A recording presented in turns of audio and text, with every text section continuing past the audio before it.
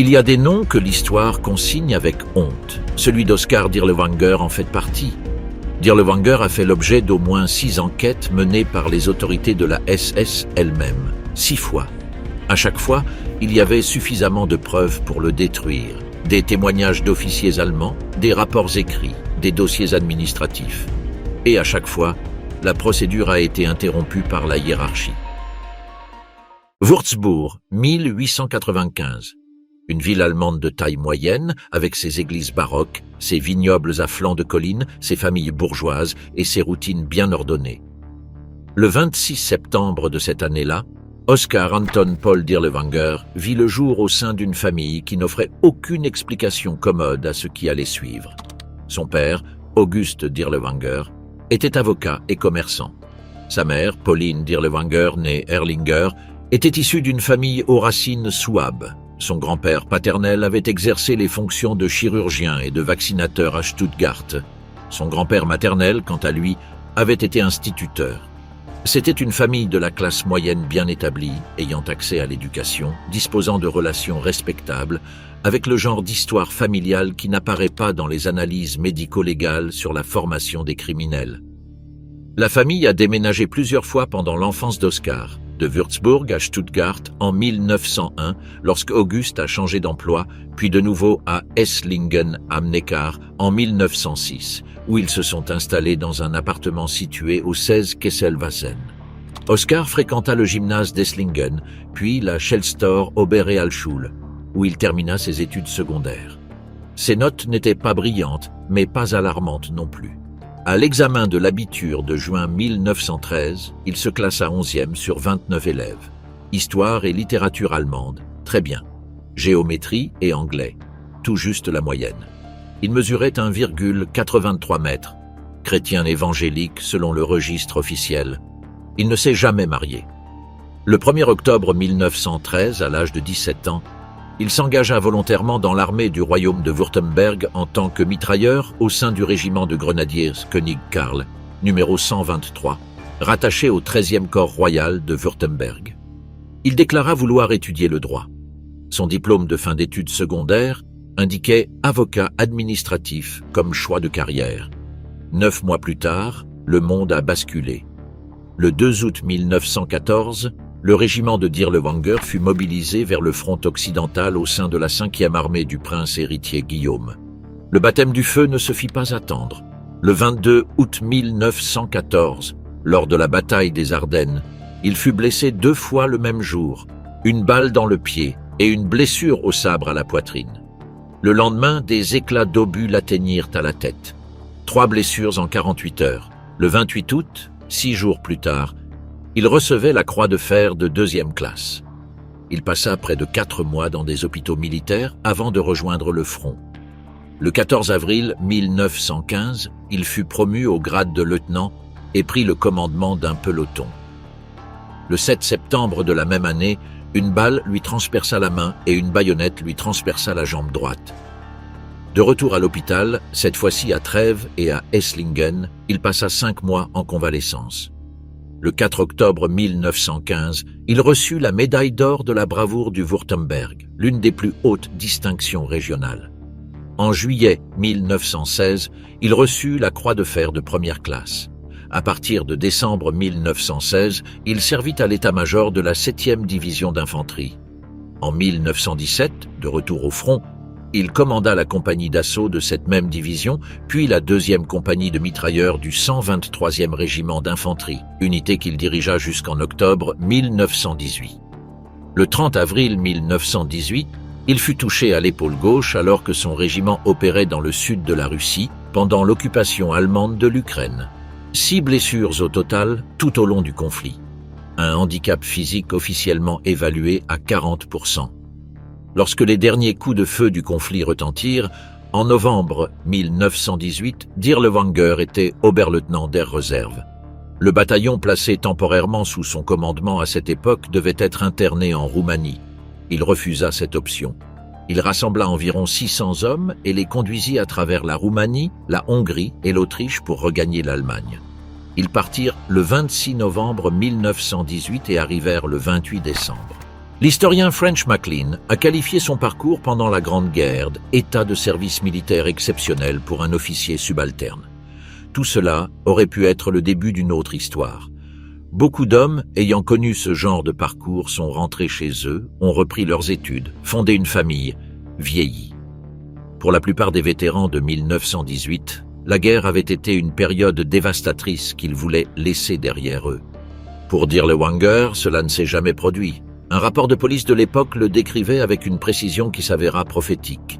Mentalement instable, fanatique violent et alcoolique, enclin à des accès de violence sous l'emprise de substances. C'est là le véritable point de départ, non pas la guerre en soi, mais ce qu'elle a laissé derrière elle. Un homme pour qui la violence avait cessé d'être une obligation pour devenir un environnement naturel. Et cet environnement, dans les années qui ont suivi, n'allait pas manquer. L'Allemagne de 1919 était un pays en pleine désintégration. La monarchie était tombée, le Kaiser avait abdiqué et s'était enfui aux Pays-Bas. La République de Weimar, tout juste proclamée, était attaquée simultanément par la gauche et par la droite. Grèves, soulèvements, conseils ouvriers contrôlant des villes entières, groupes armés répondant à une demi-douzaine d'allégeances différentes. Dans ce contexte, les Freikorps constituaient la réponse informelle de l'État. Des groupes paramilitaires composés d'anciens combattants au chômage, d'officiers sans armée, de jeunes sans repères et de nationalistes radicaux qui combattaient là où les forces régulières ne parvenaient pas ou ne voulèrent pas aller. Légalement ambigus, moralement opportuns et militairement efficaces, les Freikorps devinrent l'instrument de prédilection pour réprimer les révoltes communistes qui menaçaient la jeune République. Dirle Wanger rejoignit plusieurs d'entre eux, Epp, Haas, Sprösser et Holz. Les combats s'étendirent à toute l'Allemagne. Backnang, Kornwestheim, Untertürkheim, Aalen, Schorndorf, Heidenheim, La Ruhr, Dortmund, Essen, mais aussi en Thuringe et en Saxe, puis en Haute-Silésie, où les insurgés polonais revendiquaient des territoires que le traité de Versailles avait laissés en litige. Dans toutes ces actions, les groupes dirigés par Dirle Wanger se caractérisaient par la même tendance qui l'avait accompagné sur le front, une violence dépassant l'objectif militaire. Des détenus qui se présentaient battus lors des interrogatoires. Des représailles touchant des personnes n'ayant aucun lien avec les combattants. L'historien Peter Longrich a rapporté que toute troupe qu'il dirigeait se caractérisait par une violence excessive. L'épisode le plus connu de cette période eut lieu à Pâques 1921, à Sangerhausen, une ville de Saxe-Anhalt, qui avait été prise par des milices communistes dirigées par Max Hölz. Dirle Wanger commandait un train blindé qui s'avança vers la ville. La première tentative d'attaque échoua, ses forces se retrouvèrent isolées, et ce n'est qu'après avoir reçu des renforts gouvernementaux pendant la nuit que les communistes se retirèrent. Au cours des combats, le 20 et 1 avril, une balle lui effleura la tête. Le bilan de cette escarmouche fut d'un mort et 29 blessés dans ses rangs, et de 20 morts et 70 blessés parmi les hommes de Hölz. Ce qui a suivi le combat est tout aussi important que le combat lui-même. Dirle Wanger a ordonné une répression violente qui a entraîné des centaines d'arrestations. Bon nombre des détenus ont été soumis à la torture. Certains n'avaient aucun lien avec les activités communistes. Ce n'étaient pas des prisonniers de guerre, ce n'étaient pas des combattants, c'étaient des personnes qui se trouvaient au mauvais endroit. Parallèlement à cette vie marquée par la violence politique, Dirle Wanger tentait de se forger une seconde identité. Il s'inscrivit à l'école supérieure de commerce de Mannheim en 1919, mais en fut expulsé pour antisémitisme. Il s'est ensuite inscrit à l'université Goethe de Francfort, où il a obtenu en 1922 un doctorat en sciences politiques, le titre de Doctor Rerum Politicarum. Sa thèse de doctorat était une analyse critique de l'économie planifiée intitulée « Critique de l'idée d'une gestion planifiée de l'économie ». Ses arguments anticipaient certains des éléments qui allaient ensuite définir la politique économique du nazisme. Ce détail a son importance. Ce n'était pas un homme dépourvu de formation intellectuelle ni d'accès aux cercles habituels de la société civile. Il était titulaire d'un diplôme universitaire dans une discipline rigoureuse. Il possédait le genre de qualifications qui auraient suffi pour mener une carrière respectable. En octobre 1922, avant d'obtenir son doctorat, il avait adhéré au NSDAP sous le numéro de membre 12 517. Mais en novembre 1923, il tenta de conduire des véhicules blindés de la police de Stuttgart vers Munich pour participer au putsch manqué de la brasserie d'Hitler. La tentative échoua et Dirlewanger laissa son adhésion au parti expirer. Il réintégra le NSDAP en 1926 sous un nouveau numéro d'adhérents, 13 556. Mais il s'en éloigna à nouveau lorsqu'il accepta le poste de directeur général d'une usine textile appartenant à une famille juive à Erfurt, fonction qu'il occupa de 1928 à 1932. Pendant cette période, il faisait des dons d'argent à la SA, probablement en détournant des fonds de l'entreprise. Il adhéra au parti pour la troisième fois le 1er mars 1932 sous le numéro de membre 1 098 716 et officialisa son entrée dans la SA le 1er avril de la même année. 3 adhésions au parti, un doctorat, plusieurs emplois, de multiples arrestations pour détention illégale d'armes, des condamnations, des épisodes de violence avérés. Un homme qui oscillait entre le monde universitaire et le milieu paramilitaire avec une aisance qui rendait presque impossible de le classer dans une catégorie simple. En 1933, lorsque le nazisme arriva au pouvoir, Dirlewanger avait 37 ans, un palmarès de combats impressionnant et un parcours personnel qui le maintenait à la limite entre l'utile et l'incontrôlable. Sa place au sein de l'appareil du Troisième Reich semblait assurée, mais il était sur le point de tout gâcher. L'été 1934 fut une période de profonde instabilité au sein du nazisme. Le 1er juillet de cette année-là, Adolf Hitler mena la purge connue sous le nom de « Nuit des longs couteaux », l'élimination d'Ernst Röhm, chef des SA, ainsi que de dizaines de personnalités que le régime considérait comme contraires à ses intérêts. Le message était sans équivoque. Personne n'était au-dessus de la volonté du régime. Oskar Dirlewanger occupait alors depuis quelques mois le poste de directeur adjoint de l'agence pour l'emploi de Heilbronn, une fonction stratégique au sein de l'administration nazie locale. Membre du parti, vétéran décoré de la Première Guerre mondiale, il donnait l'image d'un fonctionnaire intégré au système. Cependant, dans la nuit du 14 au 15 juillet 1934, à peine 2 semaines après la purge, Dirlewanger fut arrêté. Les faits de cette nuit-là reflétaient son profil criminel. Il conduisait sous l'emprise de l'alcool le véhicule de service de l'agence pour l'emploi, provoqua un accident faisant plusieurs blessés graves et prit la fuite. L'enquête policière qui a suivi a révélé des délits encore plus graves. Cette même nuit, il avait commis des agressions sexuelles sur une mineure de 14 ans, membre de l'organisation de jeunesse féminine du régime. L'enquête a démontré qu'il ne s'agissait pas d'un fait isolé et qu'il utilisait régulièrement les ressources de l'État pour commettre ses agressions contre des mineurs. Le scandale interne ne s'est pas fait attendre. En août 1934, la direction régionale des SA exigea son exclusion immédiate, soulignant que ces crimes graves contre des mineurs étaient intolérables et portaient atteinte à la discipline de l'organisation. À la fin de ce mois-là, il fut exclu des SA. Et début 1935, le parti l'exclut définitivement à l'issue d'un procès disciplinaire au cours duquel il fut déclaré que ses comportements criminels étaient incompatibles avec l'organisation. On lui retira ses insignes, ses privilèges et le titre de docteur obtenu à Francfort. Un tribunal civil le condamna à 2 ans de prison pour crimes graves. Il fut incarcéré à la prison de Ludwigsburg jusqu'à la fin de l'année 1936. Après avoir purgé sa peine, il tenta de faire appel du jugement en invoquant le fait qu'il ignorait l'âge de la victime. Mais ces démarches ne firent qu'aggraver sa situation auprès des autorités locales. En 1937, il fut à nouveau incarcéré, cette fois au camp de détention de Welsheim sous le régime de la garde protectrice, une mesure d'internement sans procès utilisée par le régime pour neutraliser les individus gênants. À ce stade, son parcours semblait terminé. Un condamné pour crimes graves, exclu des institutions et incarcéré. Cependant, son réseau de contacts a changé le cours de son destin. Gottlob Berger, haut responsable de la SS, chef du bureau principal de la SS et proche collaborateur de Heinrich Himmler, intervint en sa faveur en raison de leur passé commun pendant la Grande Guerre.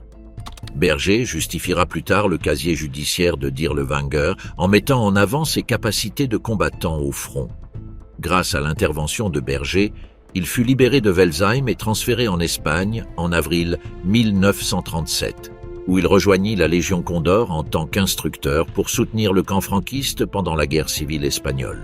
Il resta plus d'1 an sur le front espagnol où il fut blessé au combat et reçut des décorations officielles pour ses services militaires. À son retour en Allemagne en 1939, il utilisa son état de service à l'étranger pour demander la restitution de ses droits. En mai 1940, la justice pénale a formellement annulé son casier judiciaire de 1934, lui restituant son grade militaire de réserve, son diplôme universitaire et sa réintégration au sein de la structure du régime. Rien de tout cela ne s'est produit par négligence administrative. Il s'agissait d'une réhabilitation délibérée, coordonnée par des personnes qui connaissaient parfaitement son passé et qui avaient décidé, pour des raisons qui leur étaient propres, que ce passé était acceptable. Le 4 juillet 1939, Dirlewanger écrivit directement à Himmler pour demander à être admis dans la Waffen-SS. Il lui offrait sa loyauté absolue, son expérience du combat, ses références. Himmler accepta. Ce qui allait suivre n'était ni un accident ni une exception. C'était un choix. Le printemps 1940 posa un problème pratique au Troisième Reich. L'avancée vers l'Est, déjà anticipée et qui allait devenir l'opération Barbarossa l'année suivante, nécessitait de sécuriser de vastes arrières. Des territoires occupés en Pologne où la résistance armée ne cessait de s'organiser. Des forêts où opéraient des groupes qui attaquaient les colonnes de ravitaillement, coupaient les lignes de communication et disparaissaient avant que les troupes régulières ne puissent riposter. Les unités conventionnelles n'étaient pas adaptées à ce type de guerre. Elles nécessitaient une structure, une chaîne de commandement, des règles de combat. Le problème ne résidait pas dans leur capacité militaire, c'était plutôt qu'elles avaient encore des limites. La solution élaborée dans les hautes sphères de la SS était aussi pragmatique que révélatrice de la nature du régime. Le 23 mars 1940, le SS-Gruppenführer Karl Wolff, adjoint de Himmler, téléphona à un conseiller du ministère de la Justice pour lui transmettre une directive singulière. Le Führer souhaitait accorder une amnistie sélective à certains braconniers condamnés afin de les envoyer au front. Le lendemain, Himmler officialisa l'ordre par écrit. La logique était simple et, dans le cadre idéologique nazi, parfaitement cohérente. Dans l'imaginaire romantique de Himmler, les braconniers incarnaient l'Allemand arien indomptable, solitaire, autonome, familier de la forêt, habiles au maniement des armes, réfractaires aux normes de la société. Leur criminalité n'était pas un obstacle, elle était interprétée comme la preuve d'une nature indomptable pouvant être canalisée à des fins idéologiques. Le ministère de la Justice commença à dresser des listes. On identifia 220 détenus purgeant actuellement leur peine, 276 condamnés qui n'avaient pas encore été incarcérés et 735 dont la peine avait été suspendue. La lettre officielle de Himmler, datée du 30 mars, précisait les critères. Seuls seraient considérés comme des braconniers ceux ayant utilisé des armes à feu. Ceux ayant utilisé des pièges ou des collets étaient exclus, et la sélection devait se concentrer sur les hommes d'origine bavaroise ou autrichienne. Le 4 avril, des fonctionnaires du Reichssicherheitshauptamt, office central de sécurité du Reich, et du ministère de la Justice se sont réunis pour définir les détails. Il n'y aurait pas de limite d'âge. Les peines avec sursis ne seraient pas acceptées. On rechercherait spécifiquement des récidivistes violents, en particulier ceux qui avaient agressé des gardes forestiers. Le 10 avril, les directives ont été envoyées aux autorités judiciaires du Reich. En juin 1940, les 84 premiers braconniers sélectionnés furent transférés au camp de concentration de Sachsenhausen, situé au nord de Berlin. C'est là qu'ils commencèrent leur instruction militaire sous le nom de Wilddiebkommando Oranienburg, le commando des braconniers d'Oranienburg. Sachsenhausen n'était pas un centre d'entraînement conventionnel. Fondé en 1936 sous le commandement du tristement célèbre Karl Koch, il se caractérisait par sa cruauté systématique. Plus de 100 000 personnes y furent assassinées pendant la guerre. Parmi ces prisonniers figurèrent, à différentes époques, l'ancien chancelier autrichien Kurt Schuschnigg et le fils de Staline, Yakov Djougashvili. C'est dans ce contexte que l'unité a vu le jour. Le 20 mai 1940, le jour même où le tribunal allemand annula la condamnation de Dirlewanger, tout s'est mis en place. Lorsque le Sonderkommando fut officiellement créé en juillet 1940, avec Dirlewanger à sa tête, cette synchronicité n'était pas une coïncidence.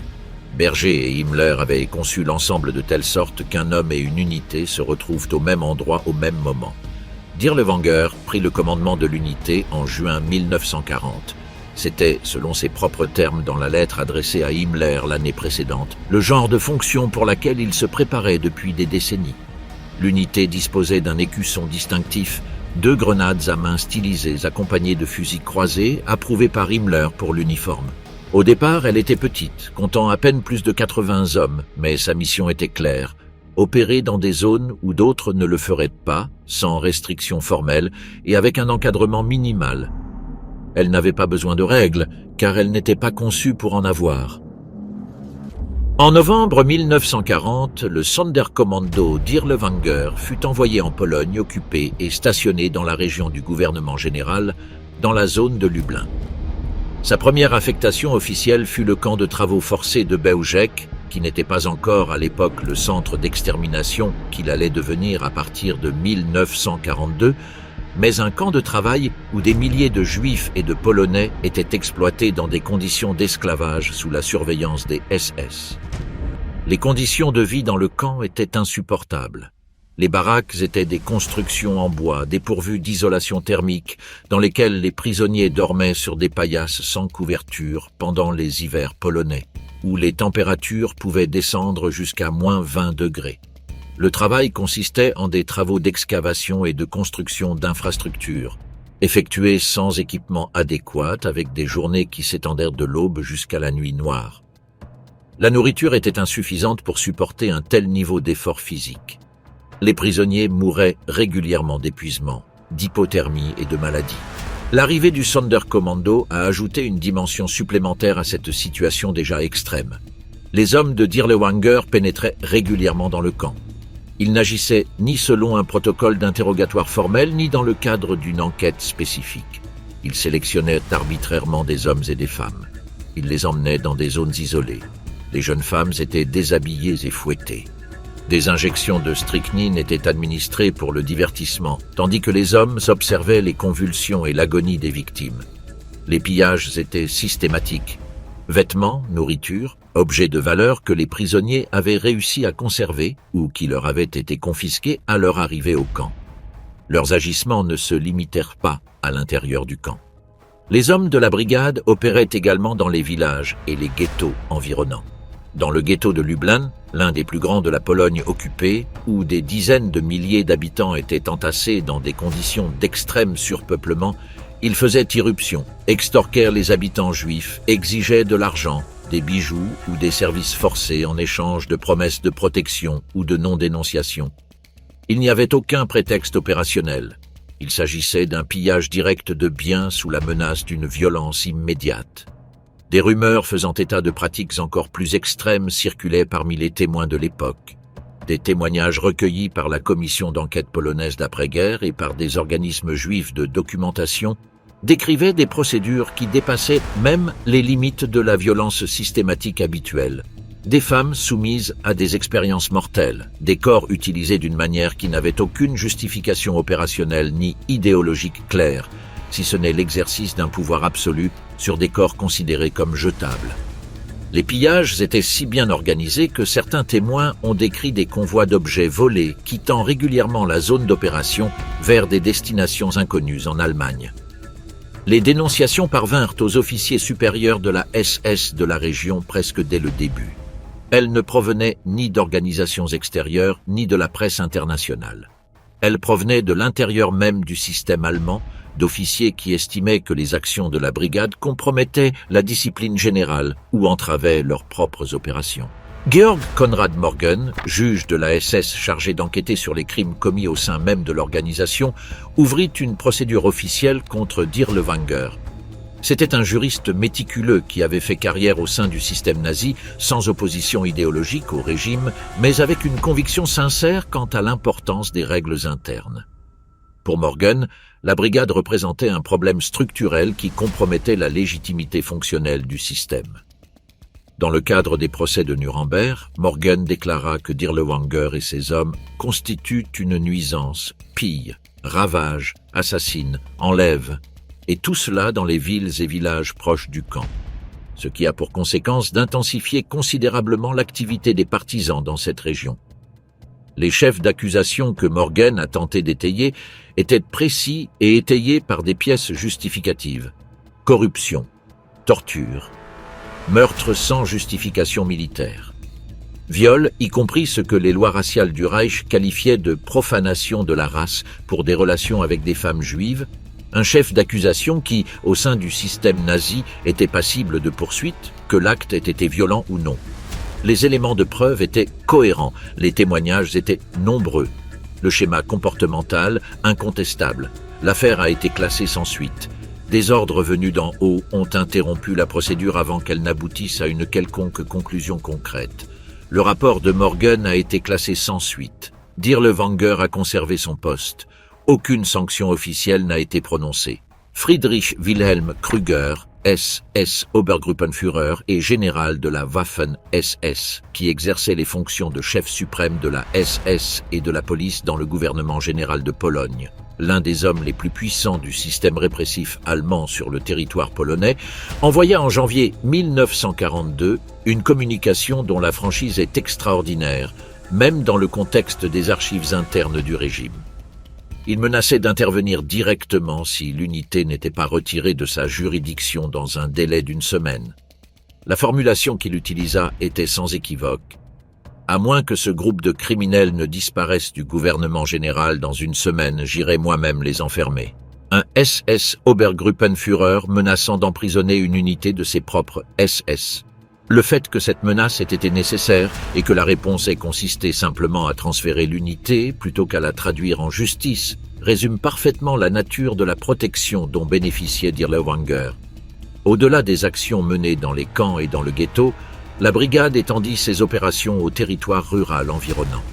Dans le district de Zamość, au sud-est de Lublin, des documents internes de la police de sécurité firent état de la participation du Sonderkommando à l'écrasement de plusieurs cellules de la résistance polonaise, principalement dans les zones rurales.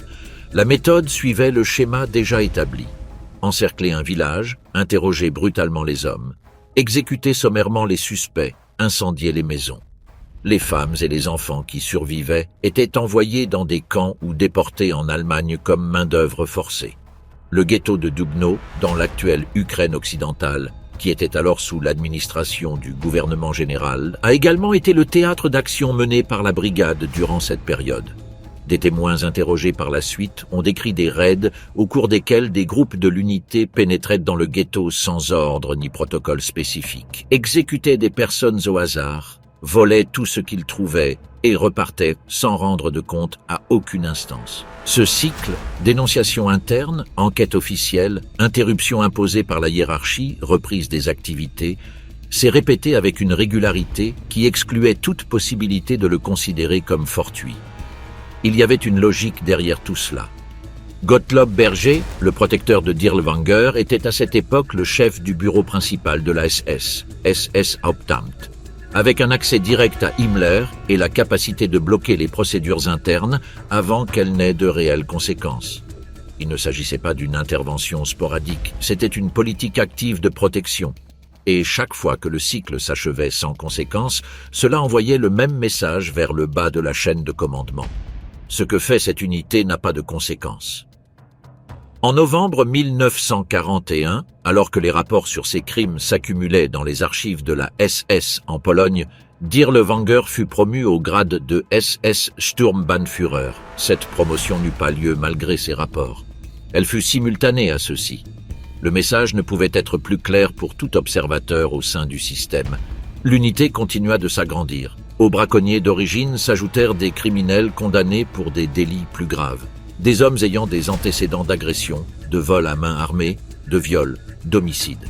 Les hauts responsables de la SS avaient donné leur autorisation explicite pour ce type de recrutement, arguant que les missions attendues de l'unité nécessitaient des hommes faisant preuve de initiative et sans scrupule dans le recours à la violence extrême. On commença également à intégrer, à cette époque, des individus issus des unités disciplinaires de la Wehrmacht et de la Waffen-SS. Des hommes qui avaient été expulsés de leurs unités d'origine pour des infractions graves, qui avaient commis des délits même dans le cadre disciplinaire permissif de l'armée nazie, et qui risquaient l'exécution sommaire ou les camps de travail. Le Sonderkommando représentait pour eux une troisième option. Une occasion de continuer à porter l'uniforme en échange de leur participation à des opérations qu'aucune unité conventionnelle n'aurait menées. Le nombre d'effectifs dépassait déjà les 200 à la fin de l'année 1941. La structure interne avait commencé à se formaliser avec des compagnies et des chaînes de commandement propres. Mais la discipline interne restait chaotique et la supervision externe pratiquement inexistante. En janvier 1942, l'unité fut transférée vers l'Est. La Pologne avait été en quelque sorte le terrain d'essai, le théâtre où le modèle fut établi, où l'impunité fut testée, où la protection institutionnelle fut confirmée et où les limites furent évaluées, lesquelles s'avérèrent inexistantes. La Biélorussie allait être le théâtre d'un déploiement à grande échelle. En 1942, la Biélorussie était l'un des territoires les plus dévastés de la guerre. L'invasion allemande de l'été 1941 avait rasé des villes, déplacé des millions de personnes et détruit des infrastructures entières. Dans les vastes forêts qui couvraient la majeure partie de la région, des groupes de soldats de l'armée rouge qui avaient échappé à la capture, des juifs ayant fui les ghettos et des paysans locaux radicalisés par la brutalité de l'occupation avaient formé une résistance partisane qui ne cessait de croître de mois en mois. Les autorités allemandes estimaient à environ 23 000 le nombre de partisans actifs au début de l'année 1942, et ce chiffre ne cessait d'augmenter. Le Sonderkommando Dirlewanger arriva en Biélorussie en février 1942 avec le statut officiel de force antipartisane. Il fut placé sous le commandement du HSSPF, le chef suprême de la SS et de la police du groupe d'armée centre. Entre janvier 1942 et août 1944, l'unité participa à au moins 55 grandes opérations antipartisans. Les noms de ces opérations figurent dans les archives allemandes avec leur précision bureaucratique habituelle. Opération Bamber, avril 1942. Opération Cottbus, mai 1943. Opération Erntefest, automne 1943. Chacune d'entre elles a constitué un chapitre d'une escalade de brutalité qui surpassait systématiquement la précédente. Le mode opératoire avait été perfectionné au cours des mois précédents en Pologne.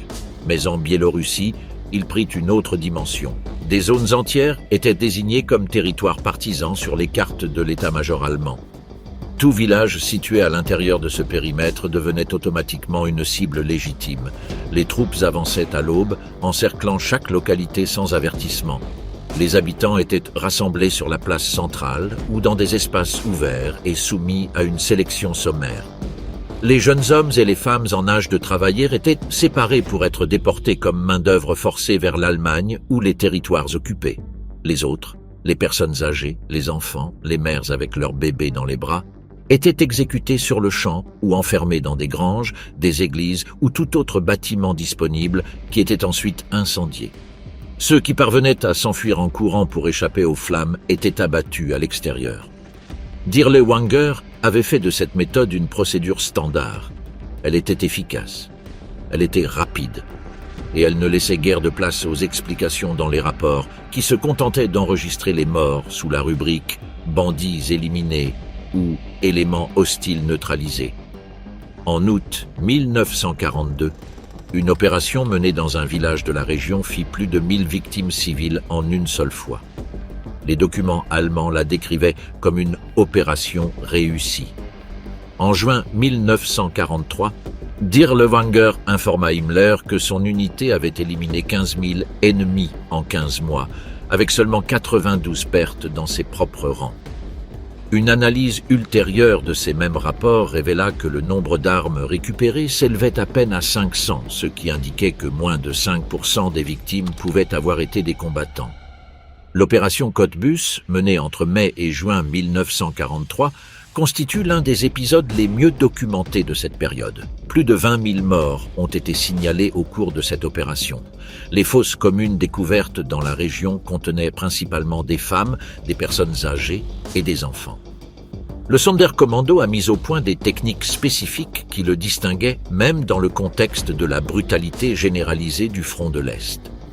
L'une des plus documentées était le recours à des civils capturés pour déminer les champs de mines. Des groupes de 20 à 50 personnes étaient formés, puis contraints de marcher en file indienne sur un terrain suspect. Les explosions ouvraient la voie aux troupes. Une opération documentée en détail décrit comment cette technique a causé la mort d'environ 3000 personnes en 3 jours. Un rapport interne de la SS daté de 1943 décrit ce qui s'est passé dans le village de Borki. Après avoir exécuté les adultes, les enfants ont été rassemblés dans la cour de l'école. À défaut de munitions, les membres du Sonderkommando les ont assassinés en les frappant avec des crosses de fusil et en leur écrasant le crâne contre les murs. Lorsque certains soldats ont manifesté des réticences, Dirlewanger est intervenu personnellement. Ces actes n'étaient pas dissimulés. Ils étaient consignés avec une précision bureaucratique. Nombre de morts, localité, date. Tout était enregistré dans le cadre d'une procédure administrative de routine. Fin 1943, le commissaire général allemand de Minsk envoya une lettre au haut commandement de la SS dans laquelle il dénonçait le caractère stratégiquement contre-productif des méthodes du Sonderkommando. Celle-ci radicalisait la population locale et la poussait dans les bras des partisans. La phrase la plus révélatrice du document disait « Lorsque des femmes et des enfants sont massacrés en masse ou brûlés vifs, il ne reste même plus l'apparence d'un comportement de guerre humain. » Le fait qu'un haut fonctionnaire nazi ait jugé nécessaire d'écrire cette phrase montre à quel point cette unité était allée loin. En réponse, Dirlewanger s'est vu décerner en 1943 la Croix d'or allemande, la deuxième plus haute distinction du Reich, approuvée personnellement par Himmler en reconnaissance de ses exploits exceptionnels. Des estimations historiques fondées sur des archives allemandes et soviétiques évaluent qu'au cours de la période biélorusse, la brigade fut responsable d'environ 120 000 morts et de la destruction de 200 villages. Des études ultérieures sur l'impact global de la guerre en Biélorussie indiquent que plus de 60% des villages du pays avaient été partiellement ou totalement détruits en 1945 et que la population avait subi les pertes proportionnelles les plus importantes de toute l'Union soviétique. Plus de 2 200 000 morts sur une population d'avant-guerre de 10 millions d'habitants. La brigade n'était pas la seule responsable de cette catastrophe, mais sa participation fut centrale, systématique et documentée. Lorsque l'armée rouge lança l'opération Bagration en juin 1944, la plus grande offensive soviétique de la guerre, et libéra la Biélorussie en quelques semaines, le Sonderkommando se retira vers l'ouest.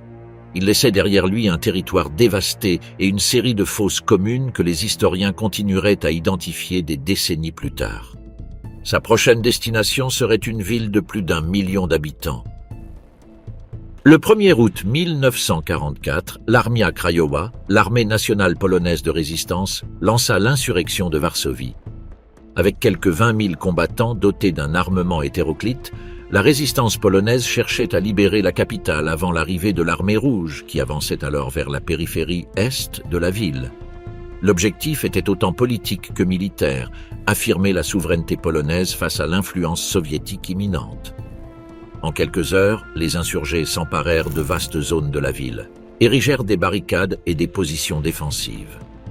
La garnison allemande fut prise au dépourvu. La réaction d'Hitler fut immédiate. La ville doit disparaître complètement de la surface de la terre, tel fut l'ordre transmis. Le massacre systématique de la population civile fut ordonné à titre de châtiment exemplaire. Les forces mobilisées pour exécuter cette sentence comprenaient plusieurs unités spécialisées. Parmi elles, le Sonderkommando Dirlewanger, qui s'était entre-temps développé pour former la SS Sturmbrigade Dirlewanger.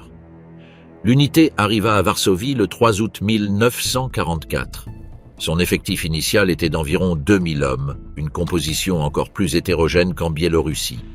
Les criminels allemands d'origine, des auxiliaires ukrainiens, de nouvelles recrues tirées directement des camps de concentration, y compris des prisonniers politiques, et des personnes jugées superflues par le régime. À ceci s'ajouta la brigade Kaminsky, également connue sous le nom de Rona, une unité de collaborateurs russes à la réputation tout aussi sinistre. Le quartier de Wola, dans la partie ouest de la ville, fut désigné comme zone d'opération initiale. Wola était un quartier ouvrier densément peuplé. Il ne constituait pas un bastion insurrectionnel significatif. Ce choix était révélateur. La mission ne consistait pas à combattre les insurgés. Il s'agissait de punir la ville. Le déroulement des événements à Wola est documenté par de multiples sources. Des témoignages de survivants recueillis par la Commission centrale polonaise d'enquête sur les crimes de guerre, des rapports allemands de l'époque et les journaux intimes de militaires d'autres unités ayant été témoins des faits. Le 4 août, avançant dans la rue Gorczewska, le Sonderkommando a entamé un ratissage systématique des immeubles d'habitation. On ne recherchait pas de combattants spécifiques. Tout civil était considéré comme une cible. Le 5 août fut la journée la plus meurtrière. L'hôpital Wolski, l'un des principaux centres médicaux du quartier, fut systématiquement vidé. Plus de 350 patients, médecins et infirmières furent emmenés dans les jardins à l'arrière du bâtiment et exécutés méthodiquement. Lorsqu'un médecin allemand affecté à l'hôpital tenta d'intervenir, soulignant que de nombreux patients étaient apolitiques, voire d'origine allemande, un officier de la brigade lui répondit « Nous avons l'ordre de tous les tuer. Ce n'est pas personnel. Les institutions religieuses ont subi le même sort. À l'église Saint-Wawrzyniec, les prêtres ont été massacrés devant l'autel alors qu'ils célébrèrent la messe. Dans un orphelinat de la rue Wolska, plus de 300 enfants et leurs éducateurs ont été exécutés. Les témoignages recueillis par la commission polonaise indiquent que Dirlewanger lui-même était présent lors de cette opération, ordonnant d'économiser les munitions en utilisant des baïonnettes et des crosses de fusil contre les mineurs. Le 41, rue Wolska, est devenu le symbole des événements de cette semaine-là. Un immeuble d'habitation où des centaines de femmes et d'enfants avaient trouvé refuge a été aspergé d'essence puis incendié. Des tireurs d'élite postés à des endroits stratégiques abattaient ceux qui tentaient de s'échapper par les fenêtres ou les balcons. La résistante Wanda Traczewska, témoin oculaire des événements, a déclaré devant la commission polonaise « Nous entendions des cris, puis des coups de feu, puis le silence, puis à nouveau des cris, toute la journée. Il y avait des enfants brûlés dans leur berceau, une mère avec son bébé abattu sur le pas de sa porte. Ce n'était pas la guerre, c'était une exécution massive. » En 72 heures, entre le 5 et le 7 août, rien que dans le quartier de Wola, on estime qu'entre 30 000 et 40 000 civils ont trouvé la mort. Cette densité temporelle fait du massacre de Wola l'un des épisodes les plus intenses de meurtres de masse de toute la Seconde Guerre mondiale. Un commandant de chars allemands affecté au secteur nord de Varsovie nota dans son journal « J'ai combattu en Pologne, en France et en Russie. J'ai vu mourir et j'ai tué. Mais ce qui se passe à Wola, ce n'est pas la guerre. C'est quelque chose pour lequel nous n'avons même pas de nom approprié en allemand. » Cette férocité suscita également des inquiétudes au sein même de l'appareil nazi, bien que pour des raisons pragmatiques. Le général Heinz Guderian, chef d'état-major de l'armée allemande, protesta personnellement auprès d'Hitler, exigeant le retrait de la brigade Dirlewanger et de la brigade Kaminski du secteur. Hermagelin, représentant personnel de Himmler auprès du Führer, confirma les faits. « C'est vrai, mon Führer, ces hommes sont vraiment des misérables. » Le SS Obergruppenführer Erich von dem Bach-Zelewski lui-même, commandant allemand chargé de réprimer le soulèvement, estima que les actions de cette unité avaient franchi des limites inacceptables, même dans le contexte opérationnel. Lorsque les derniers foyers de résistance polonaise capitulèrent le 2 octobre 1944, Varsovie gisait en ruine. Plus de 200 000 civils avaient trouvé la mort, la plupart lors de massacres systématiques. Des équipes spéciales de démolition achevèrent ce que le feu et les explosifs avaient commencé. 85% des structures urbaines furent réduites en décombres. Varsovie devint la capitale européenne la plus dévastée de la guerre. Et une fois de plus, la réaction du système fut la même que lors de toutes les occasions précédentes. Le 30 septembre 1944, en pleine opération, Oskar Dirlewanger reçut la croix de chevalier de la Croix de Fer, au motif officiel de sa détermination exceptionnelle à écraser le soulèvement. Il fut promu au grade de SS Oberführer, le plus haut grade qu'il atteindrait au cours de sa carrière. Le 16 octobre 1944, Hans Frank, chef du gouvernement général en Pologne occupée, offrit un dîner en son honneur au château de Wawel à Cracovie, où il exprima sa gratitude et sa reconnaissance pour les opérations exemplaires menées par son groupe au cours des combats à Varsovie. La ville en ruine, 200 000 morts. Un dîner accompagné de mots de gratitude, c'était tout. Pour comprendre la nature de la brigade Dirlewanger, il ne suffit pas de décrire ce qu'elle faisait à l'extérieur. Ce qui se passait à l'intérieur est tout aussi révélateur. La structure interne de l'unité ne ressemblait en rien à celle d'une force militaire conventionnelle. Il n'y avait ni chaîne de commandement stable avec des protocoles clairs, ni système disciplinaire appliquant des règles uniformes. Ce qui existait était tout autre. Une autorité personnelle absolue exercée par Dirlewanger sur un groupe d'hommes dont il savait lui-même qu'ils pouvaient devenir une menace s'ils étaient laissés à eux-mêmes et dont la loyauté était maintenue par un mélange de terreur, de complicité et de récompenses immédiates. La discipline était appliquée de manière arbitraire et brutale. Les châtiments pour désobéissance pouvaient être mortels et étaient infligés avec la même indifférence que les actions menées contre les civils. Une punition particulière mentionnée par plusieurs témoignages et dont les membres même de l'unité se sont souvenus lors des interrogatoires et des procès d'après-guerre consistait à confiner les condamnés dans des espaces extrêmement exigus pendant plusieurs jours, une variante de l'isolement punitif que les hommes appelaient familièrement le « cercueil de Dirlewanger », une caisse en bois suffisamment étroite pour empêcher tout mouvement, dans laquelle le condamné restait pendant des périodes pouvant s'étendre sur plusieurs jours, sans nourriture ni eau en quantité suffisante, afin de lui imposer l'obéissance sans l'exécuter, son utilité opérationnelle restant nécessaire. Les passages à tabac infligés directement par Dirlewanger étaient fréquents. Plusieurs témoignages, dont celui de Karl Heines, un membre de l'unité dont les déclarations ont été recueillies dans des études ultérieures, décrivent un commandant qui ne se contentait pas de déléguer les châtiments, mais qui, parfois, les appliquait lui-même avec une satisfaction évidente. Heinz lui-même, qui n'était pas vraiment un observateur impartial ni un homme aux principes moraux conventionnels compte tenu de son passé, il avait en effet intégré l'unité en tant que condamné, a décrit des épisodes où la violence interne le troublait, lui aussi. Les exécutions publiques pour désertion étaient fréquentes et soigneusement orchestrées afin de maximiser leur effet intimidant. En Slovaquie, en novembre 1944, 20 soldats, dont des Ukrainiens et d'anciens prisonniers politiques, furent fusillés devant toute l'unité pour désertion. La procédure était délibérément humiliante.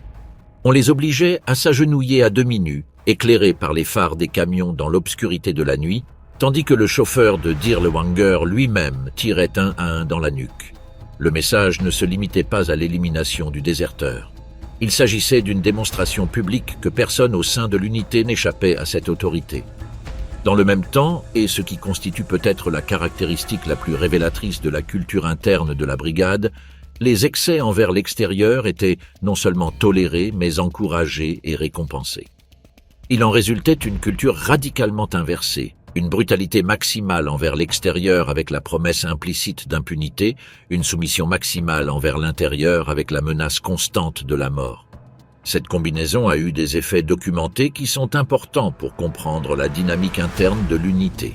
Certains membres, des criminels condamnés qui avaient rejoint la brigade précisément en raison de leur familiarité avec la violence, ont demandé à être transférés vers d'autres unités pendant les campagnes en Biélorussie. Les témoignages recueillis après la guerre décrivent des hommes qui avaient participé à des massacres et qui, malgré tout, trouvaient le niveau de brutalité de Dirlewanger personnellement excessif ou inutile. Il ne s'agissait pas d'une objection morale au sens conventionnel du terme. C'était une réaction face à quelque chose qui dépassait même leurs propres repères, forgés au cours de carrières criminelles qui les avaient conduits en prison au départ. Les demandes de mutation étaient rarement acceptées. La structure de l'unité ne favorisait ni la mobilité ni la remise en question. Une fois à l'intérieur, il était extrêmement difficile d'en sortir. Un officier médical de la Waffen-SS, affecté temporairement à l'unité en Slovaquie à l'automne 1944, a laissé un témoignage qui a été consigné dans des archives d'après-guerre et cité dans des études historiques ultérieures. Ces mots rendent compte de l'atmosphère interne avec une précision qu'aucune analyse abstraite ne peut égaler. Ce n'étaient pas des soldats, c'étaient des bêtes. Ils s'enivraient chaque soir avec de l'alcool volé. Ils jouaient à la roulette russe avec les prisonniers pour se divertir. Un sous-officier a lancé une grenade à l'intérieur d'une cellule pour voir ce qui se passerait. Un autre vendait des femmes captives en échange de tabac. Lorsque j'ai tenté de soigner des civils blessés qui ne représentaient aucun danger pour qui que ce soit, on m'a braqué une arme dessus et on m'a ordonné de me retirer. Le système de pillage interne était extrêmement bien organisé. Et c'est là une facette de la brigade que l'historiographie a mis du temps à intégrer pleinement dans son analyse. Au fil des années d'opérations en Pologne, en Biélorussie, à Varsovie, en Slovaquie et en Hongrie, l'unité avait mis au point son propre circuit d'extraction de richesses dans les territoires qu'elle parcourait. Des bijoux arrachés des mains et des oreilles, des personnes exécutées, des montres, des pièces d'or, des œuvres d'art de petits formats faciles à transporter, des meubles et des outils réquisitionnés dans les villages, du bétail disparu des étables, de l'alcool confisqué dans les caves et les entrepôts. Le butin passait par une chaîne de distribution comprenant des officiers qui prenaient leur part du produit et des intermédiaires externes, certains en Allemagne et d'autres sur des marchés plus lointains qui écoulaient les objets sur le marché noir ou les stockaient en vue d'une utilisation ultérieure. Dirlewanger lui-même s'était constitué un butin personnel considérable tout au long de la guerre. Des documents saisis par les autorités françaises après son arrestation en 1945 ont révélé qu'avant la fin de la guerre, il avait transféré une partie de ce butin par l'intermédiaire de courtiers opérant en Suisse et en Espagne, et qu'il en avait conservé une autre partie chez ses parents à Esslingen avant de passer dans la clandestinité. Cette évolution vers une économie parasitaire organisée fut particulièrement marquée en Slovaquie, où le pillage systématique prit une importance qui dépassait parfois celle des opérations militaires proprement dites. L'unité réquisitionnait méthodiquement des denrées alimentaires, du bétail, des meubles, des outils, de l'alcool, des vêtements et des bijoux. Des convois entiers transportaient ces biens vers l'arrière.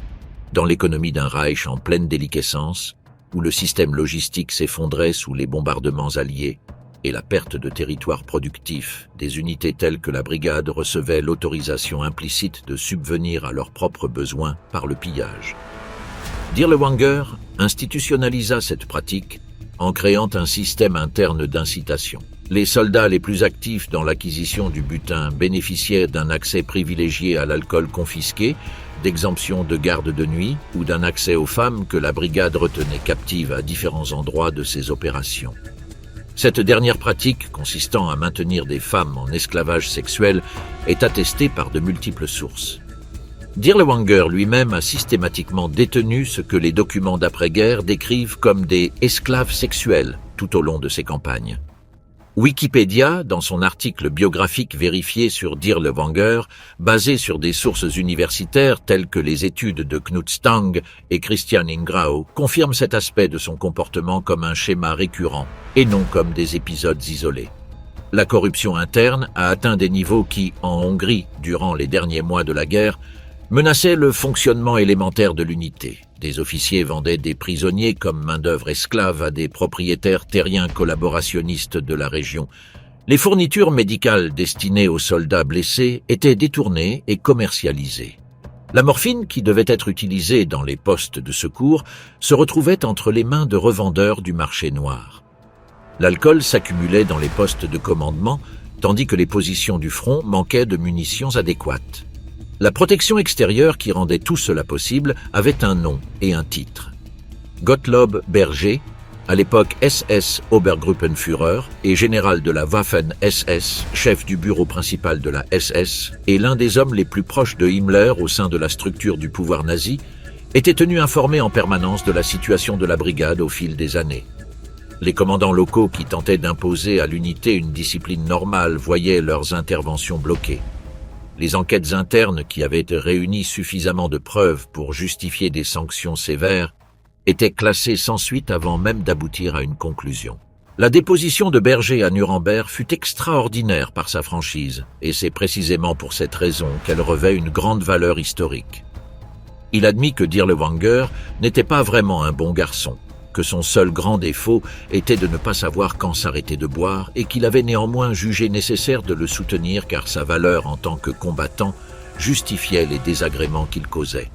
Cette rationalisation est importante Il ne s'agissait ni d'esquive ni de déni.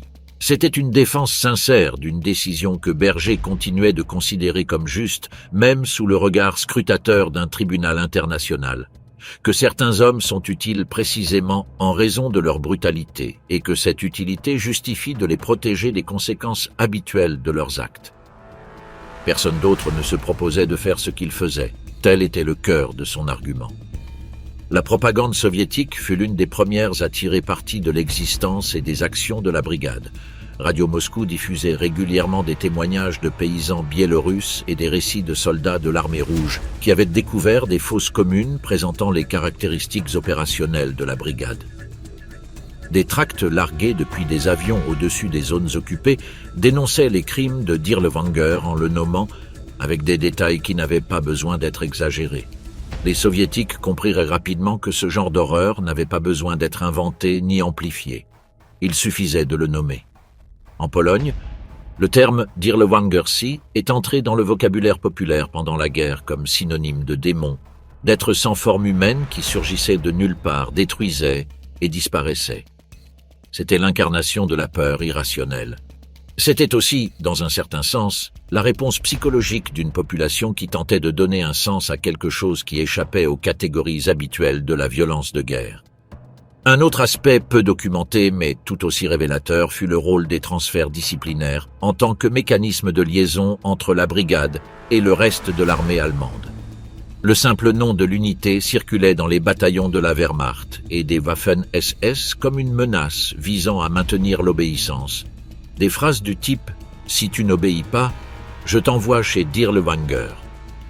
Himmler, loin de s'opposer à cette utilisation de la réputation de la brigade, la considérait comme un outil fonctionnel utile, un élément de contrôle supplémentaire. Les transferts disciplinaires étaient bien réels.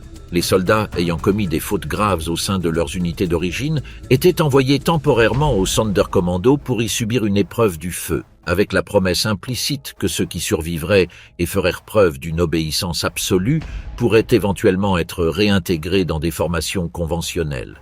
Les documents concernant les femmes dans l'entourage de la brigade ajoutent une dimension qui complète le tableau. Bien qu'elles ne combattaient pas officiellement, certaines femmes participaient à l'environnement opérationnel de l'unité en tant qu'informatrices, collaboratrices ou captives forcées. À Varsovie, la commission polonaise des crimes de guerre a recueilli des témoignages concernant une Ukrainienne qui accompagnait Dirlewanger lors des opérations dans le quartier de Wola et qui a été vue en train de frapper directement des enfants pendant les interrogatoires. Un autre témoignage, recueilli par la même commission, décrivait des collaboratrices qui marquaient au rouge à lèvres les portes des appartements où se cachaient des juifs afin de faciliter les rafles menées par la brigade. Ces références ne sont pas intégrées au récit dans le but d'atténuer la responsabilité du commandement qui incombait et incombe toujours à Dirlewanger et aux hommes qui ont exécuté les ordres. Elles y sont intégrées car elles illustrent un point important. La culture de la violence au sein de la brigade n'était pas une anomalie isolée à quelques individus, mais un écosystème qui attirait, générait et intégrait différents types de participation.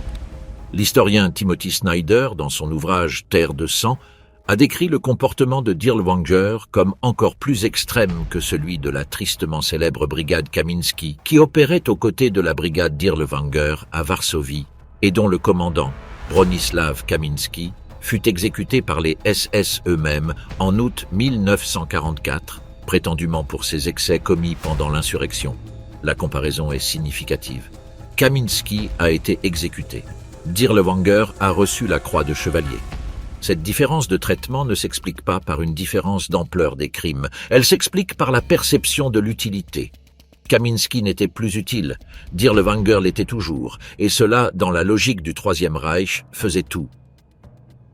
Le 27 août 1944, des partisans slovaques ont tendu une embuscade à un train à Turcianski Svätý Martin et ont assassiné 22 soldats allemands.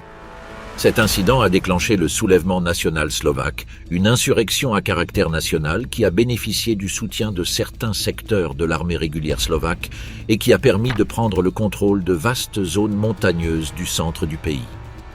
Le président Josef Tiso, chef de l'État slovaque collaborationniste, sollicita l'aide urgente du Reich.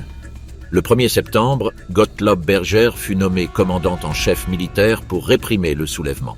La brigade Dirlewanger, durement touchée à Varsovie mais toujours opérationnelle, fut envoyée en Slovaquie le 16 octobre 1944 avec près de 4000 hommes organisés en 2 régiments et un appui d'artillerie. À son arrivée, une attaque aérienne de l'armée de l'air slovaque bombarda une gare à Diviaki, faisant des victimes dans ses rangs. Malgré ce revers, la brigade fut immédiatement lancée au combat dans la région de Banská Bystrica, le fief du mouvement rebelle. Le 27 octobre, après plusieurs attaques infructueuses contre des positions sur le mont Ostro, elle s'empara des localités de Neresnica et Bielipok à l'issue de combats intenses. Mais la situation interne de l'unité devenait de plus en plus chaotique. Un rapport des services de sécurité allemands de l'époque indiquait explicitement que les hommes de Dirlewanger se comportaient pire que les partisans. Ils pillaient les entrepôts, volaient les paysans et maltraitaient les civils sans raison. Le général Johannes Friesner, lors d'une inspection de la position en décembre, trouva Dirlewanger à son poste de commandement, un singe sur l'épaule, incapable de fournir des informations sur la situation au front. Cette même nuit, le commandant SS quitta son poste sans prévenir. La localité de Brezno, dans les monts métalliques slovaques, illustre bien la méthodologie de cette période. Après des escarmouches avec des partisans dans les forêts voisines, la brigade entra dans le village, rassembla plus de 400 habitants sur la place centrale et les enferma dans une grange qu'elle incendia par la suite. Les mitrailleuses postées à l'extérieur abattaient ceux qui tentaient de s'échapper. Un élément nouveau et révélateur de cette phase fut l'importance croissante accordée au pillage systématique. L'unité réquisitionnait méthodiquement des denrées alimentaires, du bétail, des meubles, des outils, de l'alcool, des vêtements et des bijoux. Des convois entiers transportaient ces biens vers l'arrière. Ce changement répondait à la réalité pragmatique d'un Reich en phase terminale. Le système logistique allemand s'effondrait sous les bombardements alliés et la perte de territoires productifs. Des unités telles que la brigade recevaient l'autorisation implicite de subvenir à leurs propres besoins par le pillage. Dirlewanger institutionnalisa cette pratique en créant un système interne d'incitation qui récompensait les soldats les plus actifs dans le pillage. À la fin du mois de novembre, le soulèvement slovaque avait été en grande partie réprimé. Les partisans survivants se replièrent dans des zones montagneuses inaccessibles où ils menèrent une résistance limitée jusqu'à l'arrivée de l'armée rouge au printemps 1945. Le 30 octobre 1944, le président Tiso décora personnellement à Banská Bystrica les soldats allemands qui avaient participé à la répression. Dirlewanger figurait parmi les décorés. La brigade reçut de nouveaux ordres, se déployer en Hongrie où la situation militaire se détériorait rapidement. Le contexte hongrois était radicalement différent de tout ce qui avait précédé. Il ne s'agissait ni d'une opération antipartisane en milieu rural, ni d'une répression urbaine. C'était un front conventionnel où l'armée rouge avançait méthodiquement vers Budapest. Et ce contexte a brutalement mis en évidence les lacunes militaires de l'unité. Ses membres, habitués à la violence contre des populations sans défense, n'avaient ni l'entraînement ni la discipline nécessaire pour affronter les troupes régulières soviétiques. Les premiers affrontements se soldèrent par des défaites écrasantes avec des pertes disproportionnées. La désertion devint endémique. De nombreux membres abandonnaient leur position pendant la nuit, emportant avec eux armes et ravitaillements, à la recherche de zones contrôlées par les alliés occidentaux où ils espéraient un traitement plus clément. Un phénomène particulièrement révélateur fut l'apparition de ce que les rapports internes allemands appelaient les seigneurs de guerre. De petits groupes de déserteurs qui, portant encore leurs uniformes de la SS, établissaient des zones de contrôle dans les campagnes hongroises et exigeaient des tribus des paysans en échange d'une protection contre d'autres pillards. Une lettre interceptée par les services de contre-espionnage allemands, rédigée par un officier de carrière de la Wehrmacht stationné près de Budapest, rendait compte de la situation avec une clarté brutale. Je crains davantage la brigade Dirlewanger que les soviétiques eux-mêmes. Partout où elle passe, elle laisse derrière elle un sillage de destruction que même les bombardements ennemis ne parviennent pas à égaler. Elle a assassiné plus de civils hongrois qu'il n'y a eu de soldats russes tués. Ils n'obéissent à personne, pas même à leurs propres officiers. En décembre 1944, alors que Budapest était pratiquement encerclée, la brigade était une organisation en pleine décomposition. L'alcoolisme endémique, l'indiscipline chronique et les fréquents affrontements internes pour le partage du butin avaient réduit son efficacité militaire à un niveau insignifiant. Dirlewanger lui-même, conscient que la guerre était perdue, avait commencé à préparer sa fuite personnelle. Février 1945 marqua la dernière métamorphose officielle du Sonderkommando Dirlewanger. Dans un geste qui résumait parfaitement la logique bureaucratique d'un régime qui se dotait de titres grandiloquents alors que son territoire ne cessait de rétrécir de jour en jour, l'unité fut officiellement élevée au rang de 36e division de grenadiers de la Waffen-SS. La composition humaine de cette formation au cours de ces derniers mois constituait peut-être l'exemple le plus extrême de la perversion structurelle nazie. Aux côtés des rares criminels d'origine qui avaient encore survécu, marchaient sous le même drapeau leurs anciennes victimes. Des prisonniers politiques antifascistes, des communistes, des juifs sélectionnés pour leurs compétences utiles, des homosexuels, des témoins de Jéhovah, des intellectuels, des opposants de toutes sortes, directement arrachés à des camps tels qu'Auschwitz, Buchenwald et Sachsenhausen. Cette fusion forcée entre bourreaux et victimes donnait lieu à des situations d'une ironie tragique. Des scientifiques juifs contraints de fabriquer des explosifs de fortune, des communistes allemands transmettant les ordres d'officiers de la SS, des pacifistes transportant des munitions pour des assassins. La fin personnelle de Dirlewanger survint dans les premiers jours de ce même mois. Lors d'une escarmouche près de Brandebourg, dans les environs de Berlin, une balle soviétique lui transperça le poumon gauche. Il fut évacué vers un hôpital militaire à l'arrière. C'était sa 12e blessure de guerre. Le commandement fut temporairement transféré au SS-Brigadeführer Fritz Schmedes, un officier de carrière sans expérience préalable au sein de cette formation particulière. Sans la présence intimidante de Dirlewanger, le fragile équilibre interne s'effondra en quelques jours. Les sous-officiers chevronnés, conscients qu'ils seraient traités comme des criminels de guerre s'ils étaient capturés, intensifièrent leurs préparatifs de fuite. Les recrues forcées cherchaient la moindre occasion de déserter. Les auxiliaires slaves tentaient de se débarrasser de leurs uniformes et de leurs insignes d'identification. La 36e division fut fragmentée et répartie dans différents secteurs du front de l'Est, principalement dans la région de Brandebourg. Un rapport de l'état-major allemand daté du 24 mars 1945 dresse un bilan sans appel. La 36e division manque de cohésion tactique, de discipline élémentaire et de volonté de combattre. Ces unités abandonnent leur position sans en recevoir l'ordre, consomment leurs munitions de manière inefficace et ne maintiennent pas de communication fiable avec leurs supérieurs. À la mi-avril, alors que Berlin était encerclé par l'armée rouge, les vestiges de l'ancienne brigade furent intégrés à la défense désespérée de la capitale. Réduits à quelques centaines d'hommes, ces groupes disparates combattirent dans les quartiers sud et centre de la ville, mêlés aux unités du Volkssturm et aux derniers bataillons de la Waffen-SS. Un groupe particulièrement fanatique établit des positions défensives dans les ruines du ministère de la Propagande, où il résista plusieurs jours sous un feu d'artillerie intense. Lorsque les forces soviétiques prirent d'assaut le bâtiment le 1er mai 1945, elles trouvèrent, outre les combattants tombés au combat, de nombreux corps présentant des blessures par balle à la tête. Un suicide collectif face à la capture imminente. Le 2 mai 1945, avec la chute définitive de Berlin, l'histoire officielle de la brigade prit fin. Dirlewanger, quant à lui, avait quitté l'hôpital militaire avant l'arrivée des soviétiques et se déplaçait dans l'Allemagne occupée à l'aide de faux papiers. Sa fausse identité était celle de Heinrich Anger, un soi-disant réfugié de Silésie. Il traversa des zones contrôlées par les Américains. Il arriva dans sa ville natale, Esslingen am Neckar, où il récupéra ses effets personnels. Il s'était constitué plusieurs identités de secours, avait noué des contacts avec des réseaux d'évasion et élaboré des plans pour atteindre la frontière suisse, ou peut-être ce prétendu bastion alpin dont certains hauts responsables nazis pensaient qu'il pourrait permettre une résistance prolongée. Il n'est pas allé loin. Altshausen, une petite ville du sud de l'Allemagne, dans la région de la Haute-Souabe, dans le Bade-Wurtemberg.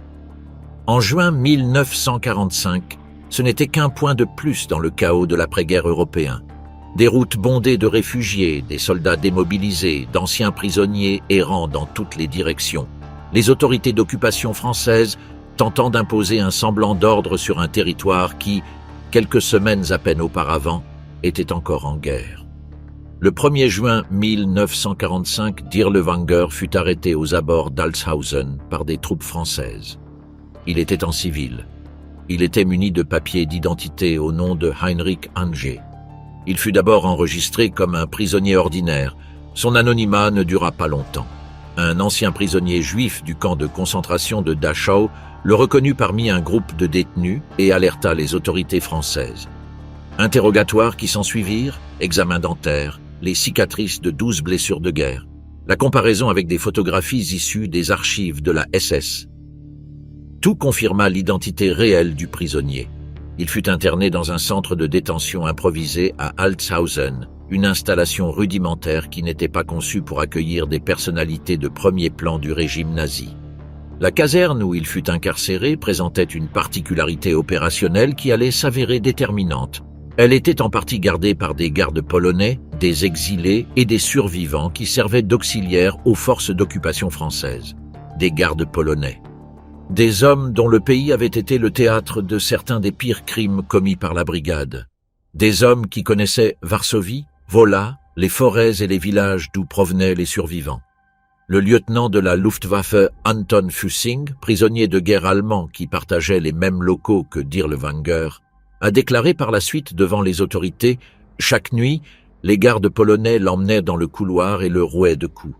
À la lumière du jour, je voyais de graves blessures ouvertes sur son visage et tout son corps était couvert de coups sanglants. » Dans la nuit du 5 au 6 juin 1945, la violence a atteint son paroxysme. Dirlewanger a été sorti de sa cellule, emmené dans une pièce isolée et soumis à un passage à tabac comprenant des coups portés avec des objets contondants, des coups de pied avec des bottes militaires et, selon certains témoignages, des coups de baïonnette. Affaibli par sa récente blessure pulmonaire, il était incapable de résister. Il est décédé le 7 juin 1945. Il avait 49 ans. Le rapport officiel français se distinguait par sa brièveté et son imprécision. Il indiquait simplement que le prisonnier avait été retrouvé mort à la suite d'une apparente altercation entre détenus. Cause officielle du décès, crise cardiaque. Il n'y eut aucune photographie du corps, il n'y eut pas d'exposition publique. Les autorités françaises exigèrent un cercueil fermé, scellé, sous surveillance constante. Elles craignaient que le corps ne soit profané, volé ou transformé en relique par des sympathisants. Le 8 juin, il fut enterré sans nom, sans honneur, sans fleurs, sans croix, au cimetière d'Altshausen. Seul le capitaine français qui avait ordonné l'inhumation et le pasteur qui avait célébré un bref rituel étaient présents. Après la guerre, des rumeurs persistantes circulèrent selon lesquelles Dirlewanger aurait survécu et se serait enfui à l'étranger, qu'il aurait été vu en Égypte où il aurait servi d'instructeur militaire sous le régime de Gamal Abdel Nasser. En novembre 1960, 15 ans après les faits, les autorités allemandes exhumèrent la dépouille du cimetière d'Altshausen. Une expertise médico-légale, comprenant notamment un examen dentaire et une comparaison des blessures, a définitivement confirmé que les restes appartenaient à l'ancien SS Oberführer. Les rumeurs se sont alors tues. L'histoire d'Oskar Dirlewanger n'est pas avant tout l'histoire d'un homme. C'est l'histoire d'un système qui a décidé, en toute connaissance de cause et de manière délibérée, que cet homme était utile. Au moins 6 enquêtes officielles ont été ouvertes contre Dirlewanger pendant la guerre, selon les documents disponibles dans les archives allemandes et examinés lors des procès de Nuremberg. Dans chacune d'entre elles, il y avait suffisamment de preuves pour justifier des sanctions sévères, même selon les normes de la SS elle-même. Des témoignages d'officiers allemands, des rapports rédigés par des commandants qui avaient été témoins des faits, des documents administratifs qui consignaient, avec une précision bureaucratique, le nombre de morts, les lieux, les dates. À chaque fois, la procédure a été interrompue. Le juge Konrad Morgen, qui avait ouvert le dossier le plus complet contre Dirlewanger, a déclaré à Nuremberg que le système juridique interne de la SS avait été systématiquement entravé par ses supérieurs. Morgen n'était pas un opposant au régime. C'était un fonctionnaire qui croyait en la discipline interne comme principe de fonctionnement. Même lui a été mis hors d'état de nuire. Gottlob Berger fut jugé lors du procès des Einsatzgruppen dans le cadre des procès de Nuremberg qui se tinrent à Nuremberg entre 1947 et 1949. Il fut condamné à 25 ans de prison pour son rôle dans l'administration des camps de concentration. Sa peine fut par la suite réduite à 10 ans. Il sortit avant d'avoir purgé l'intégralité de sa peine. Il mourut en 1975. La différence de sort entre Berger, qui a eu droit à un procès, et Dirlewanger, qui est mort sans en avoir eu, illustre à quel point la fin de la guerre n'a pas donné lieu à une issue uniforme. La mort de Dirlewanger en détention sans procès a également constitué, d'un point de vue historique, une perte d'information. Un procès en bonne et due forme aurait permis d'obtenir des déclarations détaillées, une confrontation des témoignages, ainsi que des documents sur la chaîne de commandement et les décisions prises au cours des 5 années d'existence de la brigade. En l'absence d'un tel procès, une partie de ces informations n'a jamais pu être consignée directement. Les historiens ont dû se contenter des documents disponibles. Knut Stang, biographe allemand de Dirlewanger, a réalisé l'étude la plus exhaustive à partir d'archives allemandes, soviétiques et polonaises. Les travaux de Christian Ingrao sur la violence nazie à l'Est et ceux de Timothy Snyder dans Terre de sang ont replacé l'analyse de la brigade dans le contexte plus large de la guerre d'extermination en Europe de l'Est. Snyder a explicitement décrit le comportement de Dirlewanger comme plus extrême que celui de la brigade Kamiński, qui était considérée comme la deuxième unité la plus brutale dans la répression de l'insurrection de Varsovie. Les estimations du nombre total de victimes directes de la brigade varient selon les sources et la méthodologie utilisée, mais convergent vers des chiffres difficiles à appréhender. Rien qu'en Biélorussie, les chiffres les plus largement admis s'élèvent à environ 120 000 morts et 200 villages détruits. À Varsovie, on dénombre jusqu'à 30 000 morts directement imputables à cette unité, dont la majorité étaient des non-combattants. En Pologne, en Slovaquie et en Hongrie, les estimations sont plus fragmentées, mais indiquent globalement des dizaines de milliers de victimes supplémentaires. Ce qui ressort clairement de toutes les études, c'est la tendance. La brigade n'a pas agi à l'insu des instances officielles. Elle a agi avec un soutien documenté, une protection active et des reconnaissances officielles à chaque moment clé de son histoire. Son existence n'était pas une défaillance du système, c'était un choix du système. Et cette distinction est fondamentale pour comprendre ce qu'était exactement le Troisième Reich. Non pas un État qui a fini par perdre le contrôle de certains de ses éléments les plus extrêmes, mais un État qui a délibérément conçu, financé, protégé et décoré ceux qui étaient prêts à accomplir ce que personne d'autre n'aurait fait. La brigade Dirlewanger était, en ce sens, le reflet le plus fidèle du régime qu'il avait créé.